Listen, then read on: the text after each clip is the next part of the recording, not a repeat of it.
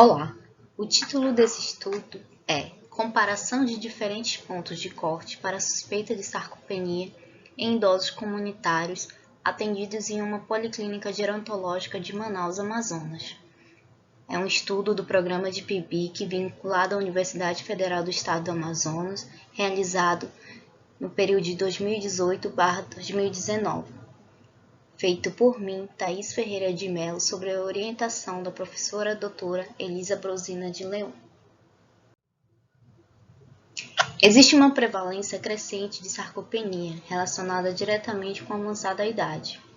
Essa síndrome é caracterizada pela perda de massa e da força muscular esquelética em idosos, que repercute diretamente no declínio da função física, desempenho nas atividades de vida diária e aumento das incapacidades e mortalidades em idosos.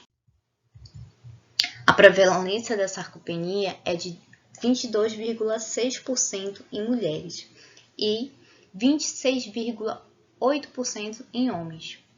Analisando mulheres e homens acima de 80 anos, os autores observam que a prevalência passa para 31% e 52,9% respectivamente. O impacto da sarcopenia é maior em mulheres, pois elas têm maior expectativa de vida e maior limitação funcional. Em 2025, estima-se um aumento de mais de 33 milhões, tornando o Brasil o sexto país com maior percentual populacional de idosos no mundo. Com heterogeneidade na classificação e técnicas de avaliação desses diagnósticos, a mensuração de circunferência da panturrilha aparece como um método barato e de fácil aplicação. Porém, a literatura apresenta diferentes pontos de corte relacionados a populações distintas. O objetivo foi comparar diferentes pontos de corte para suspeita de sarcopenia mediante a mensuração da circunferência de panturrilha em uma população de idosos comunitários. Em relação ao método, foi um estudo retrospectivo com análise de prontuários na Policlínica Gerontológica da UNAT-UEA, com pacientes atendidos entre janeiro de 2017 e dezembro de 2018. Após o parecer de aprovação do Comitê de Ética em Pesquisa da Universidade Federal do Amazonas, CEP-UFAM, foi elaborado um banco de dados no período de abril a junho de 2019. A população de estudo foram indivíduos de ambos os sexos, com idade superior ou igual a 50 anos, atendidos mediante busca espontânea na UNAT-UEA, nos períodos de janeiro de 2017 e dezembro de 2018, com registro ativo no banco de dados do sistema, e que foram avaliados através do instrumento de Índice de Vulnerabilidade Clínico-Funcional, IVCF-20, resultando num N de 515 usuários. A primeira variável foi a circunferência de panturrilha, mensurada em centímetros, conforme a técnica preconizada pela Organização Mundial de Saúde, OMS, que indica a redução de massa muscular quando seu valor é inferior a 31 centímetros. A segunda variável foi o índice de massa corporal, usando a equação matemática de dividir o peso do indivíduo em quilos pelo quadrado de sua altura em metros.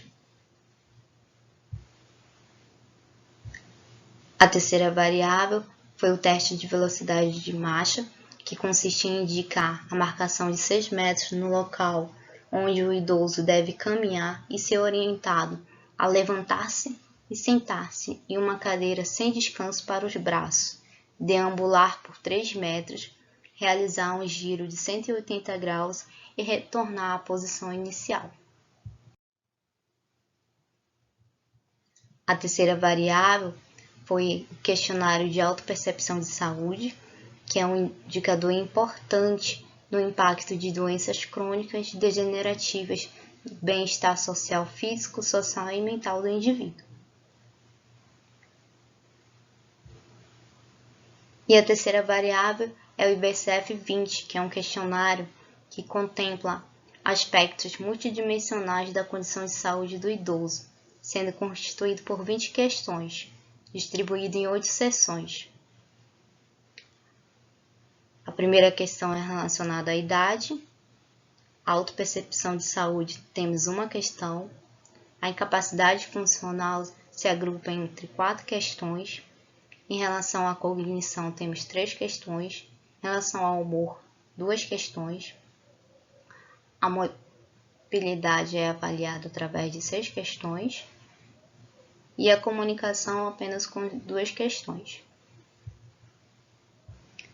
Comorbidades múltiplas, temos uma questão. E cada seção tem uma pontuação específica, que prezam com um valor máximo de 40 pontos. Quanto mais alto o valor obtido, maior é o risco de vulnerabilidade clínico-funcional do idoso. Resultados e discussão. A análise dos resultados tabulados demonstrou uma amostra composta por 515 usuários da policlínica, sendo esses de predominância do sexo feminino, 136 homens, com média de idade de 70,6 anos. A avaliação da circunferência de panturrilha demonstrou que 51 pacientes avaliados apresentam valores de circunferência de panturrilha menor ou inferior a 31 centímetros, correlacionado ao grupo A, e 138 foram identificados com circunferência menor ou inferior a 34 centímetros, que foram correlacionados ao grupo B. A diferença entre os sexos, pois 17 de 51 eram homens, indicando o predomínio de mulheres.